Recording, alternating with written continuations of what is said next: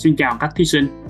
Khi xem video này, chắc hẳn sắp tới đây các bạn sẽ tham gia một cuộc thi mà trong đó có nội dung thi nút dây hoặc tên gọi khác là guốc dây. Và chắc hẳn bạn cũng đang có một đống tài liệu gồm nhiều dạng nút dây, nhưng bạn không biết nó thuộc bộ nào, dạng nào là dạng phổ biến nhất, công dụng của nó ra sao, học như thế nào cho dễ thuộc mà nhớ lâu.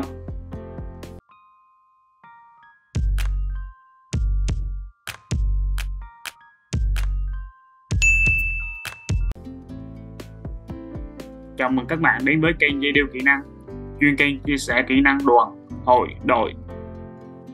Để không làm mất thời gian, chúng ta cùng đi vào nội dung chính nhé. Thông thường, dựa theo thể lệ thi môn nút dây, ban giám khảo thường yêu cầu bạn một trong hai hoặc cả hai yêu cầu là thực hành và nêu công dụng của một số loại nút dây trong 6 bộ nút được phân loại theo công dụng gồm: bộ nút nối, bộ nút buộc treo kéo, bộ nút tháp cây hoặc ráp cây, bộ nút thoát thân, bộ nút cấp cứu, bộ nút trang trí. Phân loại 6 bộ nút dây dựa theo công dụng chỉ mang tính chất tương đối dựa theo công dụng cơ bản nhất của loại nút dây đó. Ngoài ra, một loại nút dây có thể có nhiều công dụng nhưng nó thuộc hai bộ khác nhau. Ví dụ như nút dẹt vừa thuộc bộ nút nối, vừa thuộc bộ nút cấp cứu. Nút chịu kết vừa thuộc bộ nút buộc, vừa có thể dùng để trang trí. Sau khi hướng dẫn cách thực hiện các nút dây cũng như nêu công dụng, thầy sẽ chia sẻ vài kinh nghiệm của bản thân khi tham gia các cuộc thi lớn nhỏ, cũng như kinh nghiệm 10 năm sản xuất và kinh doanh các sản phẩm từ guốc dây để giúp các bạn thi đạt điểm cao nhất có thể ở nội dung nút dây này. Nội dung video gồm bộ nút nối, bộ nút buộc treo kéo, bộ nút tháp, bộ nút thoát thân, bộ nút cấp cứu, bộ nút trang trí và cuối cùng kinh nghiệm để các bạn thi môn nút dây đạt điểm cao. Ở video này, họ sẽ chia sẻ mỗi bộ nút dây tối thiểu là 3 nút căn bản, dễ làm, phù hợp với thời gian khi đi thi. Đầu tiên, bộ nút nối gồm các nút như nút dẹt, nút bò, nút thợ dệt, nút nối chỉ cao, nút carrick. 1. Nút dẹt là khi nối hai đầu dây, chúng ta sẽ thấy chúng đối xứng nhau hình dẹt hay dẹp. Nút này là nút thông dụng nhất thế giới. Cách thực hiện: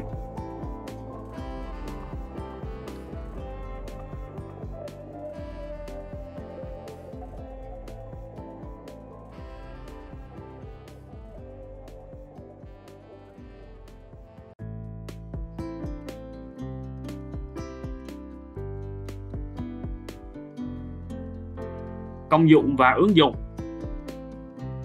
Nối hai đầu dây có tiết diện bằng nhau. Cột hai đầu dây băng cứu thương. Cột nơ gói quà. 2. Nút bò là cách làm sai của nút dẹt. Bạn chú ý các đầu dây không cùng nằm trên hoặc nằm dưới. Muốn hiểu rõ hơn vì sao xảy ra trường hợp này, mời bạn xem lại cách làm guốc dẹt. Sở dĩ trong tiếng Việt nó có tên gọi nút bò có lẽ vì hình dáng của nút khi hoàn thành. Hai đầu dây ngắn chĩa ra giống như hai sừng bò. Khi cột nút này tuy chắc chắn nhưng khó tháo gỡ. Cách thực hiện: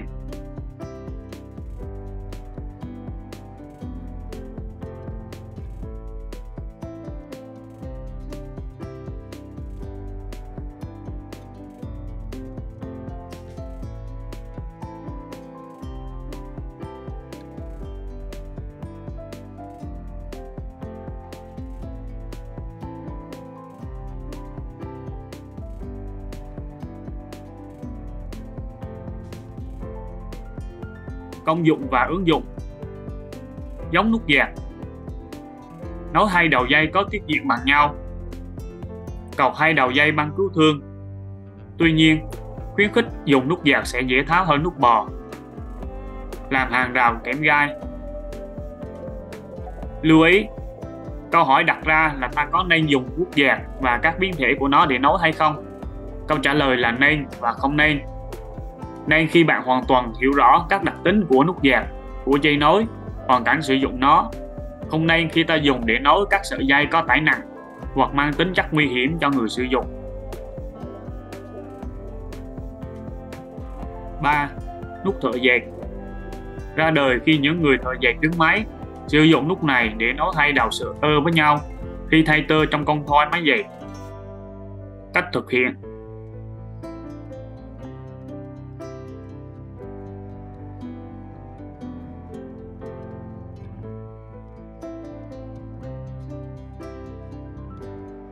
công dụng, ứng dụng. Nối hai đầu dây có tiết diện bằng nhau hoặc không bằng nhau. Nối vào một đầu dây quá ngắn. Nối chỉ dệt, đan lưới, nối dây vào lỗ khoan lều, nối sợi dây cuối cánh buồm, kết thúc dây buộc kiện hàng.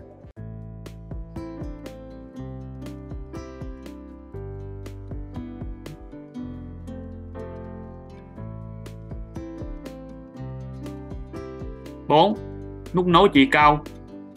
Những người làng chài, giăng cau thường dùng nút này. Cách thực hiện: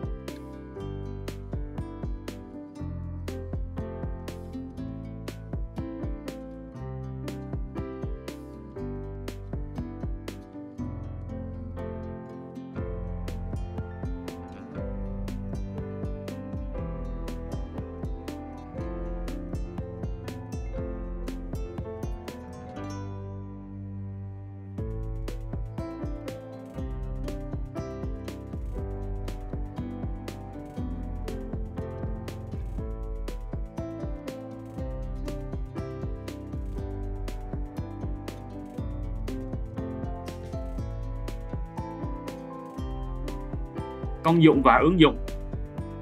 Nối chỉ cao. Nối các loại dây trơn như dây cước. Nối dây tưới nước, làm dây kéo màn sân khấu.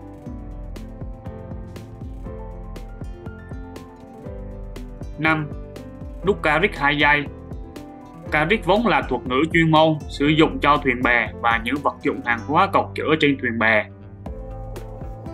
Guốc nối hai đầu dây có tải trọng thường dùng các loại dây thừng, dây cáp loại to bản, thao tác gần giống như nút thợ dệt. Cách thực hiện: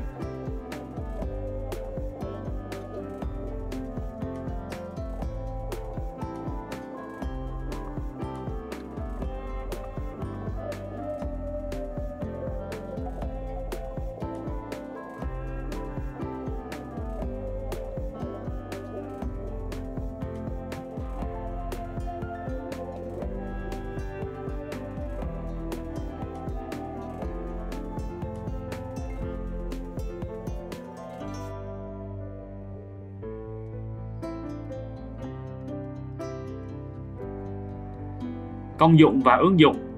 Nối hai đầu dây thừng, dây cáp có bản to bằng nhau.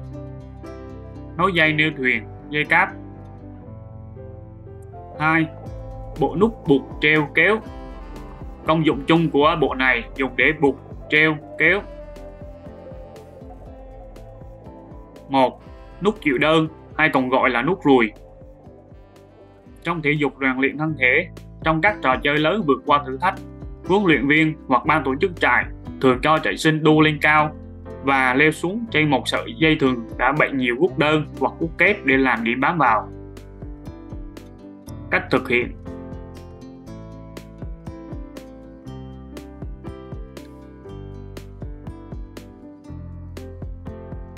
công dụng và ứng dụng. Là nút căn bản của nhiều nút phức tạp. Không cho đầu dây chui qua lỗ nhỏ. Thắt đầu dây để tránh xơ, tưa dây. Tạo ra một sợi dây có nhiều điểm bám. Dùng để làm thang dây. 2. Nút chịu kép hay còn gọi là nút thầy tu là một biến thể của nút chịu đơn. Chỉ cần vắn thêm vài vòng nhỏ của nút chịu đơn sẽ được nút chịu kép. Cách thực hiện: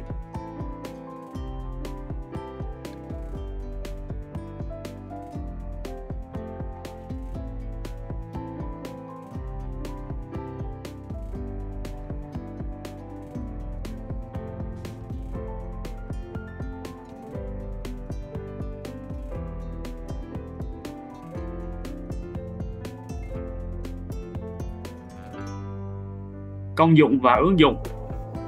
Không cho đầu dây chui qua lỗ nhỏ. Tạo ra một sợi dây có nhiều điểm bám.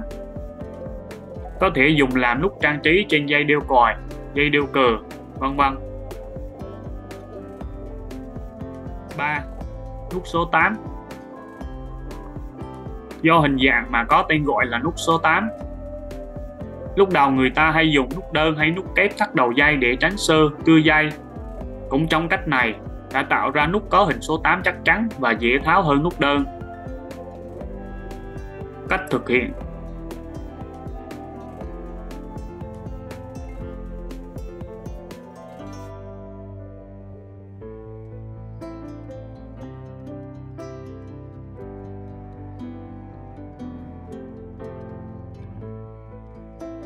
Công dụng và ứng dụng. Thắt đầu dây để tránh xơ, cưa dây thay cho nút chịu đơn. Làm than dây. 4.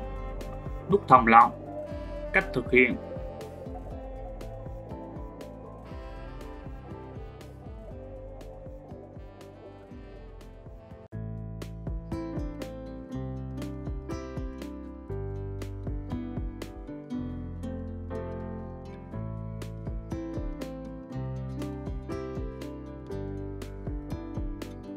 Công dụng và ứng dụng. Dùng tạo một vòng dây chài không cố định ở giữa hoặc cuối sợi dây để buộc một đầu dây vào thân cây, cọc, trụ hoặc bắt đầu một nút thắt cây. Dùng để bắt hay cột súc vật, gia cầm. Dùng để làm bẫy bắt thú. Ứng dụng làm tăng đơ, căng lều, bạc. 5. Nút thuyền chài hay còn gọi là nút quay chèo. Nút thuyền chài thực hiện đơn giản nhưng chắc chắn. Khi càng dằn mạnh, nút càng chặt và khá dễ tháo khi nới lỏng dây. Cách thực hiện.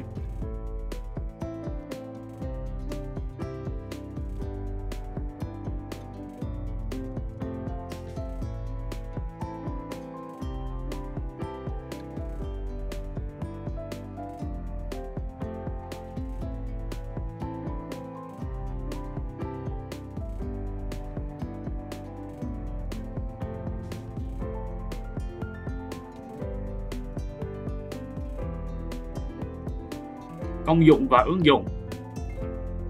Dùng để cột một đầu dây vào vật cố định. Neo thuyền vào cọc trên bờ. Buộc đầu dây vào đầu gậy của lều trại. Là nút khởi đầu của nút thắt cây hoặc khóa một nút thắt cây. Cột túm miệng bao lớn, cột băng ca, cột cờ. Giăng võng. 6. Nút sơn ca. Tên gọi theo hình dáng. Khi vòng sợi dây đôi có hình dạng như đầu chim ngắn cao hót. Cách thực hiện.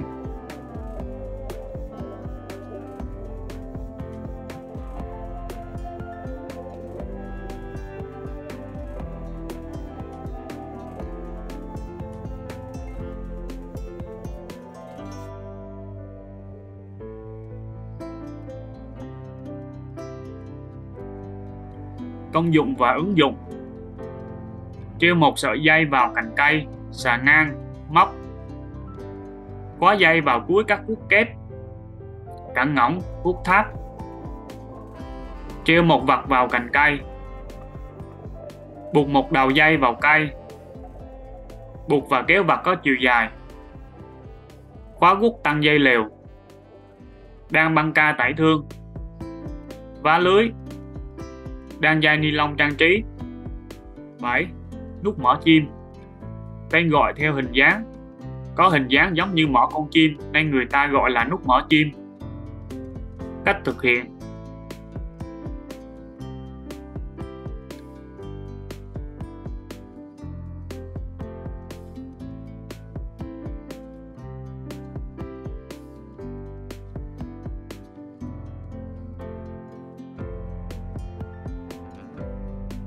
Công dụng và ứng dụng. Dùng để máng một đầu dây vào một cái móc. Bỏ ra ngoài một đoạn dây bị sờn, sắp đứt. Guốc một vòng dây cố định để tăng dây lều, nút bồ cao. Nối hai đầu dây có kích cỡ bằng nhau. 8. Nút chăn chó. Thực tế nút chăn chó thuộc nhóm thâu dây. Tuy nhiên, đây là nút cơ bản, có thể ban giám khảo yêu cầu thí sinh thực hiện, nên họ tạm xếp nó vào một bộ nút buộc dây. Vì công dụng dùng để buộc một sợi dây bị trùng mà không cần cắt bớt hoặc phải tháo một đầu dây. Cách thực hiện.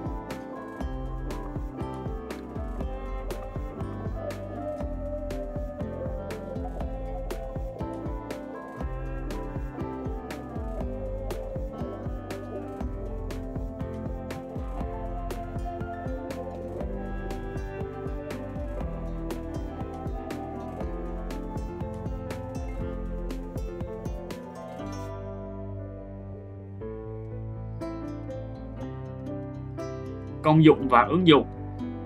Dùng để thu ngắn hoặc căng một sợi dây bị trùng mà không cần cắt bớt hoặc phải tháo một đầu dây.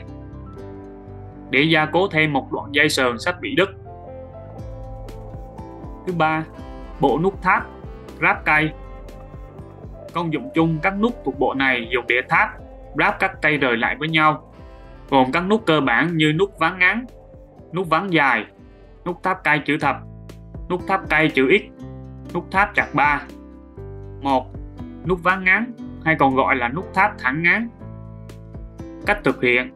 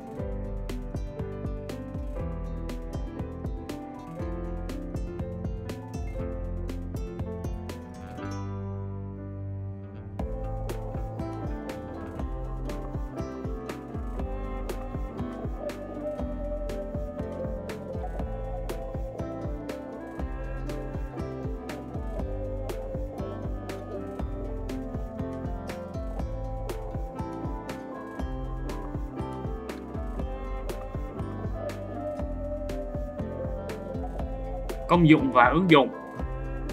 Dùng để nối hai khúc cây tròn hay vuông ngắn thành một đoạn cây dài. 2. Nút ván dài hay còn gọi là nút thắt thẳng dài. Cách thực hiện.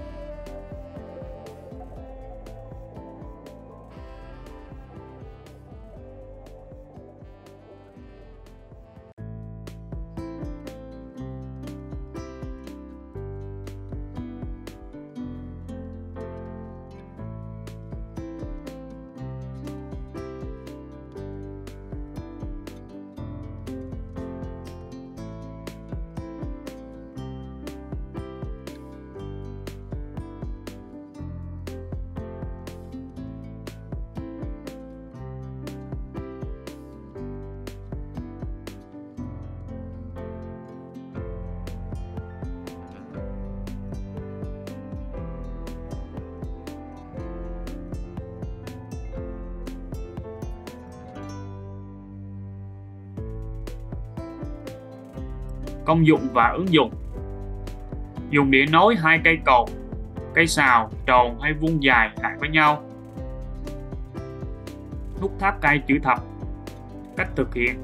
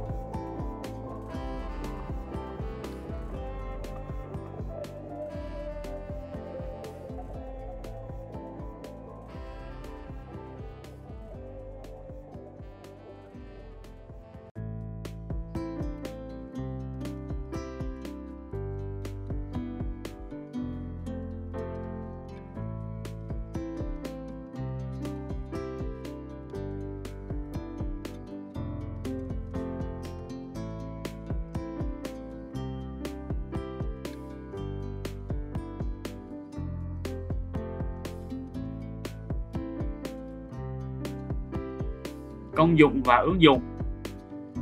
Dùng để tháp, ráp hai cây vuông góc với nhau. Dùng trong việc dựng nhà, làm cào, thủ công trại. 4. Nút tháp cây chữ X. Cách thực hiện.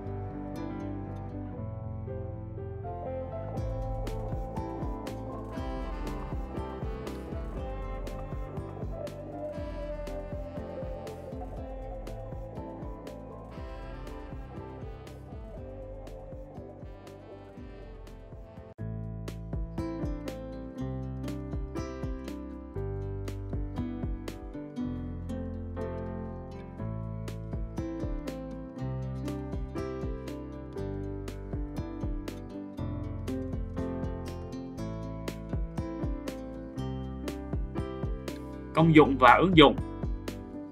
Dùng để tháp, ráp hai cây chéo nhau. Dùng trong việc dựng nhà, làm cầu, thủ công trại. 5. Nút tháp chạc 3. Cách thực hiện.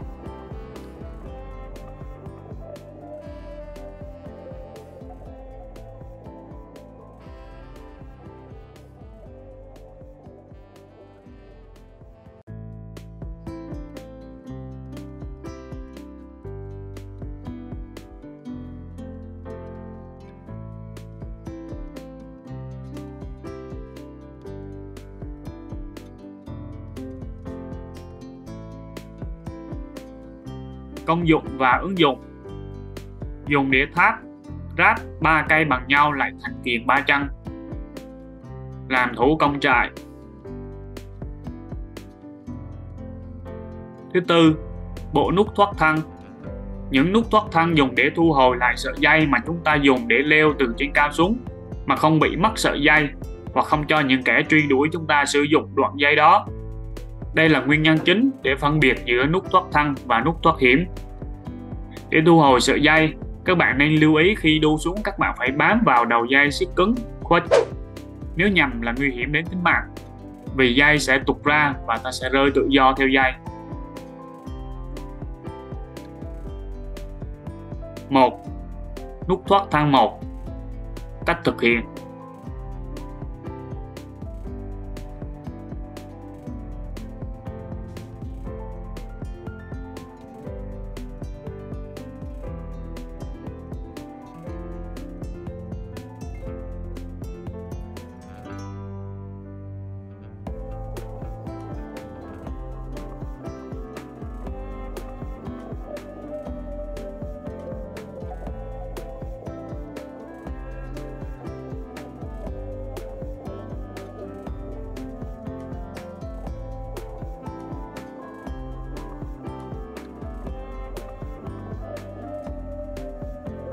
Công dụng và ứng dụng. Dùng để thoát thân và thu lại sợi dây khi xong việc. 2. Nút thoát thân 2. Cách thực hiện.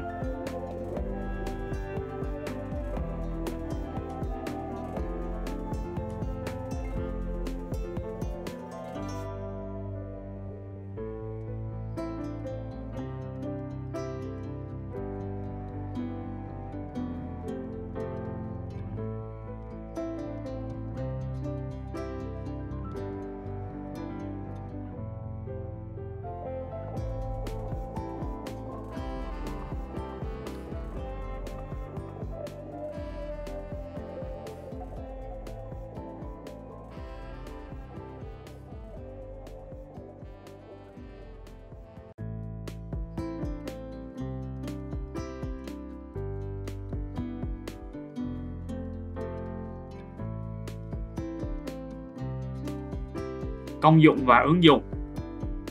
Dùng để thoát thân và thu lại sợi dây khi xong việc. 3. Nút thoát thân 3. Cách thực hiện.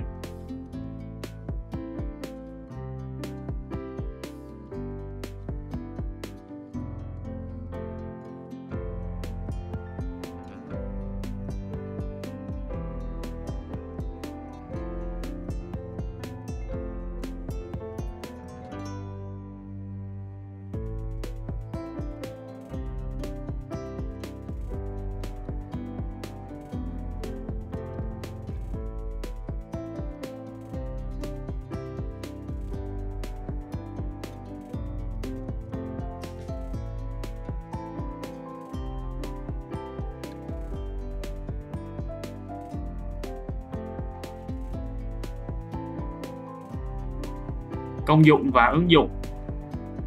Dùng để thoát thân và thu lại sợi dây khi xong việc. Thứ 5. Bộ nút cấp cứu. Công dụng chung của bộ nút này dùng để cấp cứu, cứu nạn, thoát hiểm. 1. Nút ghế đơn. Cách thực hiện.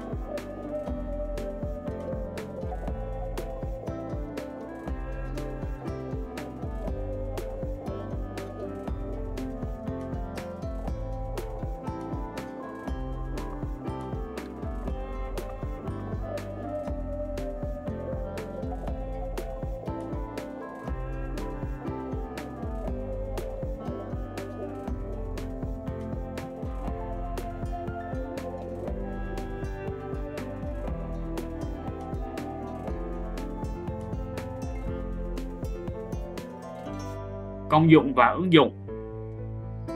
Dùng để kéo người từ dưới lên hoặc thả từ trên xuống, tạo một vòng khoan cố định. Đưa người xuống giếng, xuống hố, sườn núi mà vách thẳng đứng không có mép leo. Kéo người từ dưới giếng, từ vực lên, người sắp chìm dưới nước để kéo họ vào, nạn nhân bị ngắt ra khỏi nơi nguy hiểm. Căng dây trại, khoen cố định để treo đầu dây mà không bị thắt chặt. 2. Nút ghế kép.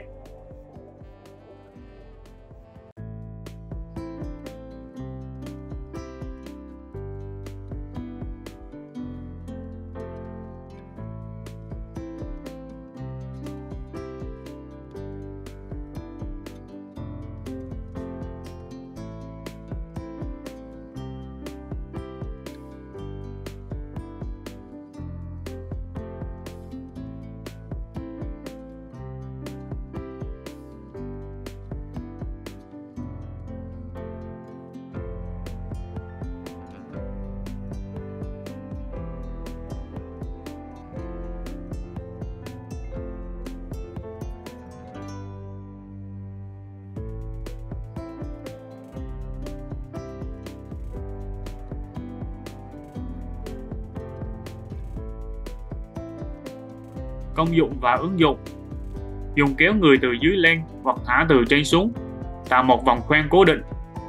Đưa người xuống giếng, xuống hố, sườn núi mà vách thẳng đứng không có mép leo. Kéo người từ dưới giếng, từ vực lên, người sắp chìm dưới nước để kéo họ vào, nạn nhân bị ngắt ra khỏi nơi nguy hiểm. Căng dây trại, khoen cố định để treo đầu dây mà không bị thắt chặt. 3. Nút ghế Anh. Cách thực hiện.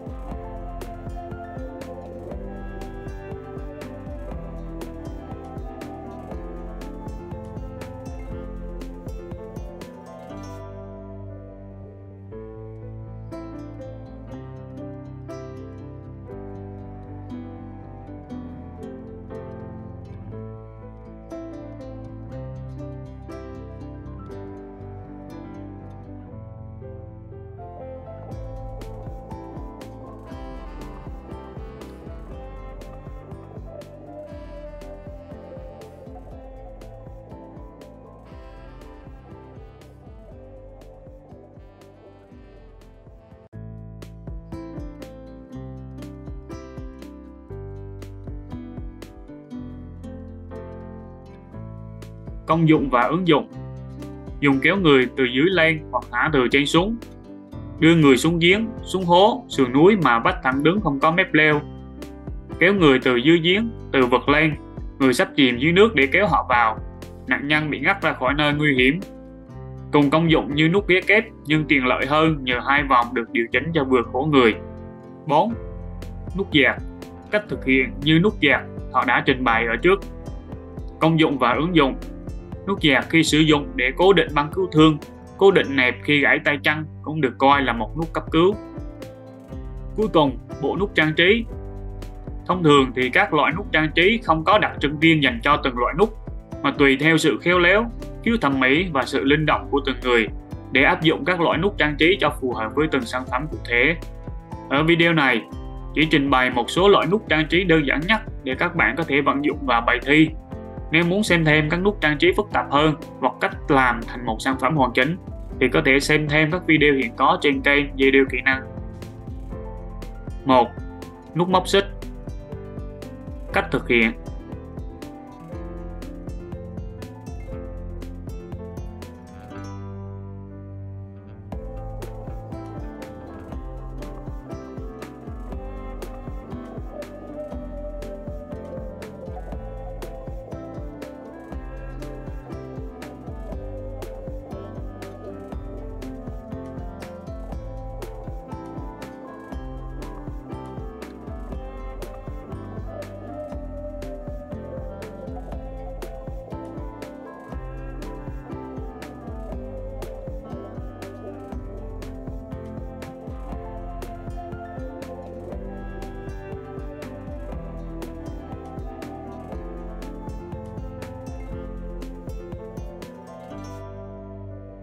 Công dụng và ứng dụng.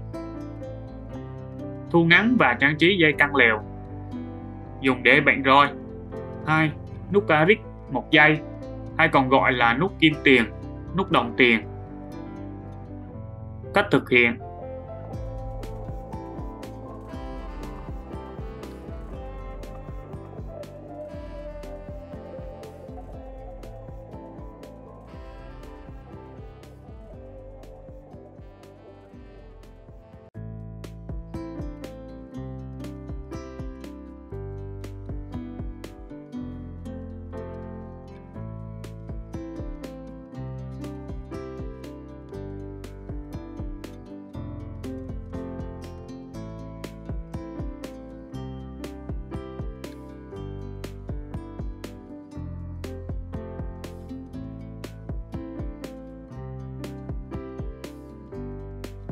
Công dụng và ứng dụng. Trang trí dây đeo còi, làm móc khóa. 3. Nút xà, hay còn gọi là nút rắn, vân vân. Cách thực hiện.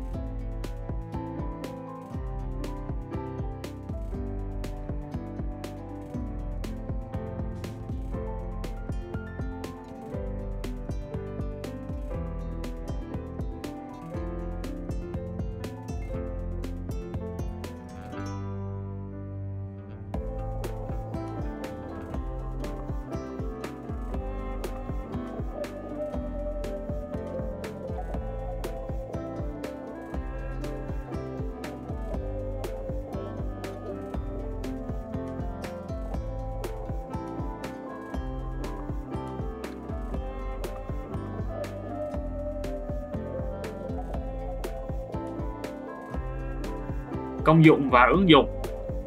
Trang trí dây đeo còi, vòng đeo tay. Cuối cùng, chia sẻ các kinh nghiệm thi nút dây đạt điểm cao. Về việc sử dụng dây dù, cần chuẩn bị trước ở nhà, cắt, hơ sẵn đầu dây dù trước khi đi thi. Nên dùng dây dù màu để tăng thẩm mỹ cho bài thi. Lưu ý dùng dây dù có kích thước, màu sắc phù hợp với loại nút dây. Trình bày bài thi. Bộ nút buộc, treo, kéo thường là buộc, treo, kéo vật gì đó, nên là khi dán vào bài thi phải rút dây và que đũa tre. Dùng băng keo xốp 2 mặt để dán sản phẩm cho chắc chắn. Lưu ý dán sản phẩm đúng hướng để ban giám khảo dễ chấm điểm. Các lưu ý khác. Khi trình bày công dụng, nếu quên thì có thể nêu dựa vào phân loại theo bộ nút để có điểm. Khi thi nên làm nút góc sẽ dễ hơn làm nút biến thể. Vật dụng thi nút dây chúng ta cần chuẩn bị sẵn như là dây dù đã được hơ các cái đầu, đũa tre, băng keo xốp 2 mặt, giấy A0 hay còn gọi là giấy Rocky, bút lông, kéo, bật lửa. Như vậy là họ đã chia sẻ 6 bộ nút dây và kinh nghiệm để chúng ta có thể thi đạt được điểm cao nhất ở bộ môn nút dây. Cảm ơn các bạn đã theo dõi. Đừng quên like, share và đăng ký kênh để có thể xem được những video mới nhất. Xin chào và hẹn gặp lại.